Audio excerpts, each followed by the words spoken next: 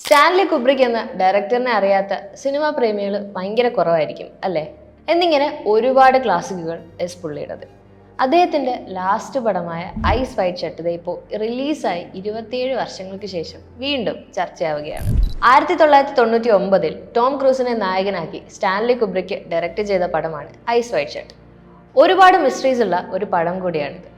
Ice white ഷട്ടിന്റെ final കട്ടിന് ശേഷം ഏകദേശം 4-5 ദിവസങ്ങൾ കഴിഞ്ഞിട്ടാണ് സ്റ്റാൻലി കുബ്രിക് മരിക്കുന്നത്. ദർ ആർ കുറേ കോൺട്രവേഴ്സീസ് റിഗാർഡിങ് ഈ ഒരു പടം ആൻഡ് സ്റ്റാൻലി കുബ്രിക്കിന്റെ മരണം. ഇതൊക്കെ ഇപ്പോൾ വീണ്ടും ചർച്ചാ വിഷയമാവുന്നത് എന്തുകൊണ്ടായിരിക്കാം? കുറച്ച് ഡീറ്റെയിൽ ആയിട്ട് നമുക്ക് നോക്കിയാലോ. Welcome to Skinima, let's go.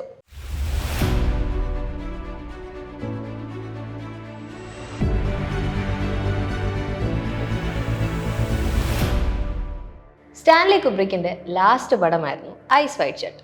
Stanley Kubrick തന്നെ നിർമ്മിച്ച് സംവിധാനം ചെയ്ത ഒരു സൈക്കോളജിക്കൽ ഡ്രാമയാണ് ഈ ഒരു പടം. വാർണർ ബ്രദേഴ്സ് ആണ് ഇതിന്റെ ഡിസ്ട്രിബ്യൂഷൻ ചെയ്തിരിക്കുന്നത്. ടോം ക്രൂസും നിക്കോൾ കിഡ്സ്മനുമാണ് മെയിൻ ലീഡായിട്ട് പടത്തിലെത്തുന്നത്. 1926 ആർതർ ഷ്നിറ്റ്സ്ലർ എഴുതിയ ഡ്രീം സ്റ്റോറി എന്ന നോവലിൽ നിന്നുമാണ് കുബ്രിക്ക് ഇത് സിനിമയാക്കിയത്. നീണ്ട 7 വർഷമാണ് ഈ സിനിമയ്ക്ക് വേണ്ടി കുബ്രിക്ക് ചിലവഴിച്ചത്. അറൗണ്ട് 15 മാസം കൊണ്ടായിരുന്നു ചിത്രത്തിന്റെ ഷൂട്ട് കംപ്ലീറ്റ് ചെയ്തിരുന്നത്. അങ്ങനെ ഏറ്റവും കൂടുതൽ ദിവസം ഷൂട്ട് ചെയ്ത ഫീച്ചർ ഫിലിം എന്ന ഗിന്നസ് റെക്കോർഡും ഈ സിനിമയ്ക്ക് ലഭിച്ചു. കുബ്രിക് died 5 days after the film was completed and the final preview was shown to Warner Bros.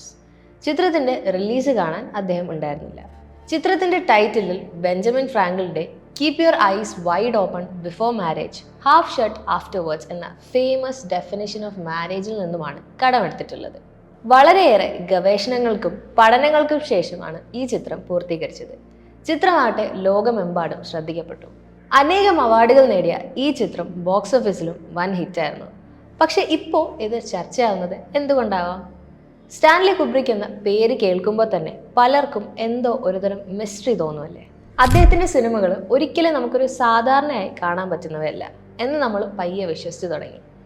2001 A Space Odyssey കണ്ടവർക്ക് തോന്നും പുള്ളിക്ക് എന്തൊക്കെയോ വലിയ രഹസ്യങ്ങൾ അറിയാവുന്ന ആളാണെന്ന്. 1969 ജൂലൈ 20 ബഹിരാകാശ ദൗത്യങ്ങൾക്ക് മുന്നിൽ നിന്നിരുന്ന സോവിയറ്റ് യൂണിയനെ ഞെട്ടിച്ചുകൊണ്ട് US-ന്റെ അപ്പോളോ 11 ചന്ദ്രനിൽ ലാൻഡ് ചെയ്തു. നീൽ ആംസ്ട്രോങ്ങും ബസ് ആൽഡ്രിനും ചന്ദ്രനിൽ ആദ്യമായി നടന്നു. തെളിവായി US വീഡിയോയും പുറത്തുവിട്ടു. ശാസ്ത്രലോകം ഈ നേട്ടത്തിന് കൈയടിച്ചപ്പോൾ ഒരു വിഭാഗം പേരെ സംശയിച്ചിരുന്നു. സംശയങ്ങൾ അങ്ങനെ ഉള്ളിലൊതുക്കി വെക്കാൻ പറ്റില്ലല്ലോ അല്ലേ? ചന്ദ്രനിൽ എങ്ങനെ അമേരിക്കൻ കൊടി പാറി എന്നടക്കം ഒരുപാട് ചോദ്യങ്ങളും അന്ന് പരന്നു. ഇത്രയും പെർഫെക്ഷനിൽ ഇത്രയും ക്രിയേറ്റീവായി ആര് ആ മൂൺ ലാൻഡിംഗ് ഷൂട്ട് ചെയ്യാനാണെന്ന് ലോകം ചോദിച്ചു. Conspiracy theorist said without a doubt അത് അയാൾ തന്നെയായിരിക്കും, സ്റ്റാൻലി കുബ്രിക്. ദ ഷൈനിങ് കണ്ടവർക്ക് തോന്നി ഇതൊരു ഹോണ്ടിങ് ഹോട്ടൽ കഥ മാത്രമല്ല, എന്തൊക്കെയോ ഹിഡൻ മെസ്സേജസ് ഈ സിനിമയിലുണ്ട്. പിന്നെ റൂം 237 പോലെയുള്ള ഡോക്യുമെൻ്ററികളും വന്നു. ദ ഷൈനിങ്ങിൽ മൂൺ ലാൻഡിംഗ് ഫേക്ക് ചെയ്തതിൻ്റെ കൺഫെഷൻസ് ഉണ്ടെന്നൊക്കെ ആൾക്കാർ പറഞ്ഞു. ബേസിക്കലി പുള്ളിയുടെ പടങ്ങളൊക്കെ ഒരു പസില് സോൾവ് ചെയ്യുന്നത് കണക്കാണ്, വിച്ച് ഇസ് നൗ ബിക്കമിങ് സത്യങ്ങൾ by the way.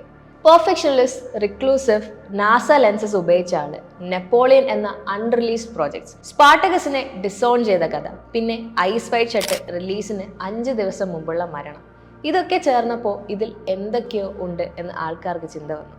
Ice wide shut 1999 റിലീസായപ്പോൾ ഇത് എലീറ്റ് സെക്സ് കൾട്ടിനെ എക്സ്പോസ് ചെയ്യുന്ന സ്കെലിറ്റൺ കീ ആണെന്ന് ഒരുപാട് തരത്തിലുള്ള തിയറീസ് വന്നു.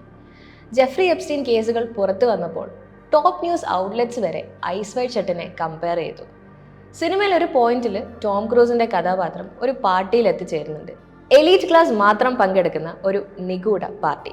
സൊസൈറ്റിയിലെ ഹയർ ലെവലിലുള്ള ആൾക്കാരെല്ലാം മാസ്ക് ഒക്കെ ധരിച്ച് കുറേ ആരാധനകളിൽ ഏർപ്പെടുന്നുണ്ട്.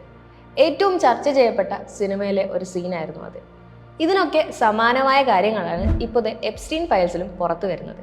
സിനിമയിലെ ഐക്കോണിക് മാസ്ഡ് പാർട്ടി, സമാനമായ പാർട്ടി ആക്ച്വലി റിയൽ ലൈഫിലും നടന്നിട്ടുണ്ട്. 1972 ഫ്രാൻസിലാണ് ഈ പാർട്ടി നടന്നത്. റോത്ത്ഷൈൽഡ് ഫാമിലി ആയിരുന്നു ഈ ഒരു പാർട്ടി ഹോസ്റ്റ് ചെയ്തിരുന്നത്. അതിലെ മാസ്ഡ് സീൻസും ആ റിച്വൽസും റോപ്പ് സെറമണിയും സീക്രട്ട് പാസ്വേഡും ഒക്കെ ഒരുമാതിരി ഭയങ്കര ഡിസ്റ്റർബിങ് ചെയ്തു. പക്ഷേ ദ ക്വസ്റ്റ്യൻ ഇസ്, ഇതൊരു വെറും സൈക്കോളജിക്കൽ ഡ്രാമ മാത്രമാണോ, അതോ is he really trying to say some truths? Arthur Schnitzler 1926 എഴുതിയ നോവലിൽ നിന്നുമാണ് ഈ കഥ വരുന്നത്. മാസ്ക്, സെക്സ് പാർട്ടി, സാക്രിഫൈസ്, അങ്ങനെ ഇതെല്ലാം 1926 തന്നെ എഴുതപ്പെട്ടതാണ്. അതായത് ഈ ഒരു എലൈറ്റ് കറപ്ഷൻ, സീക്രട്ട് സൊസൈറ്റീസ് എന്ന തീംസ് ഒക്കെ അന്നേ ഉള്ളതാണ്. മനുഷ്യരുടെ പവറും ഡിസയറും ഹിപ്പോക്രസി എന്നിവയൊക്കെ പഴയ കഥകൾ തന്നെയാണ്. കുബ്രിക്ക് 1970 തന്നെ ഇതിൻ്റെ റൈറ്റ്സ് ഓപ്റ്റ് ചെയ്തു. 3 പതിറ്റാണ്ട് കഴിഞ്ഞ് ഏകദേശം 1999 ഈ ഒരു സിനിമ പൂർത്തിയാക്കിയത്. ചിത്രത്തിന്റെ പാസ്വേഡായ ഫിഡേലിയോ എന്ന ലാറ്റിൻ വാക്ക് വിശ്വസ്തത എന്നാണ് അർത്ഥം. ഈ വാക്ക് കിട്ടിയതാകട്ടെ ബിത്തോവിയന്റെ ഒപ്പേറയിൽ നിന്നുമാണ്. കുബ്രിക്കിന്റെ മരണശേഷം പടത്തിന്റെ 24 മിനിറ്റാണ് കട്ട് ചെയ്തത്. അതിനുശേഷമാണ് പടം പബ്ലിക്കലി റിലീസ് ചെയ്തത്. ആ സീനുകളിൽ പല പ്രമുഖരുടെയും പേരുകൾ ഉണ്ടെന്നാണ് പറയപ്പെടുന്നത്.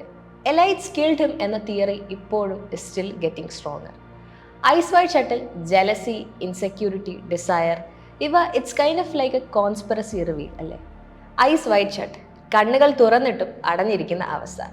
നമ്മൾ കാണാൻ ഇഷ്ടമുള്ളത് മാത്രം കാണുന്നത്. And the rest is ignored. അപ്പോൾ അത്രയേ ഉള്ളൂ. So if you like this video, do like, share and subscribe to സ്കിനിമ.